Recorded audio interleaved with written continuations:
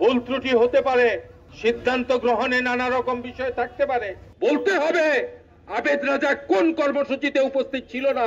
আমরা চাই বিএনপি যথাযথভাবে চলুক। কুলাউড়ার সংসদীয় প্রার্থীর তালিকা দেখে শুধু কুলাউড়াবাসী হতবাক হয় নাই, বিএনপির কেন্দ্রীয় নেতৃবৃন্দ, বিএনপির সর্বস্তরের নেতৃবৃন্দ এবং বিশ্বের যে যেখানে বিএনপির মানুষ আছে তারা সবাই হতবাক হয়েছেন। আমাদের নেতা জনাব তারেক রহমান তিনি হতবাক হয়ে গিয়েছেন, এটা কি করে হলো। বন্ধুগণ, এই সংগ্রাম আমরা শুরু করেছিলাম।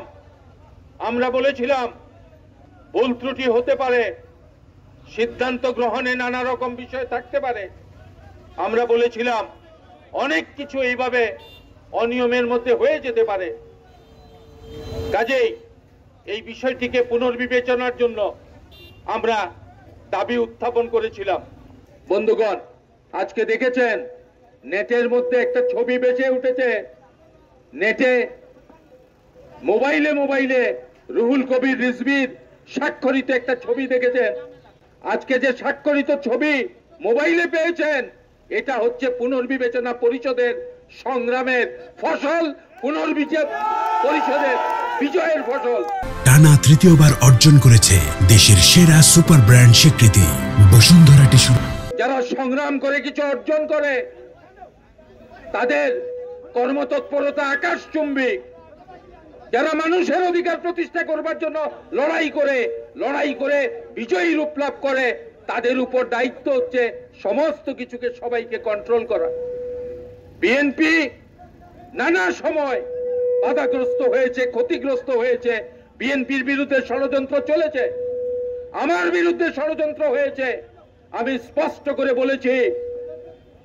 বলেছি বিএনপির যে কেউ বলতে হবে আবেদ রাজা কোন কর্মসূচিতে উপস্থিত ছিল না, বলতে হবে স্পষ্ট করে। আমি বলেছি আল্লাহর রহমত, আন্দোলনে আবেদ রাজা ছিল, সংগ্রামে আবেদ রাজা ছিল, যুদ্ধের সময় আবেদ রাজা ছিল, খালেদা জিয়ার করুণ অবস্থায় আবেদ রাজা ছিল, তারেক রহমান সাহেবকে বিদেশ থেকে ঢাকায় নিয়ে আসে আবেদ রাজা ছিল। কোথায় ছিল না? আবেদ রাজা যদি সব জায়গায় থাকবে তাইলে সময় মতো এই ত্যাগী মানুষদেরকে কেন মর্যাদা দেয়া হবে না?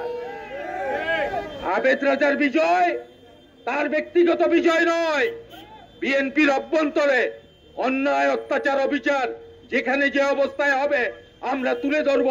আমরা চাই বিএনপি যথাযথভাবে চলুক। শহীদ জিয়ার বিএনপি কোন কক্ষচ্যুত হতে পারে না। খালেদা জিয়ার বিএনপি কানাগলির পথে হাঁটতে পারে না।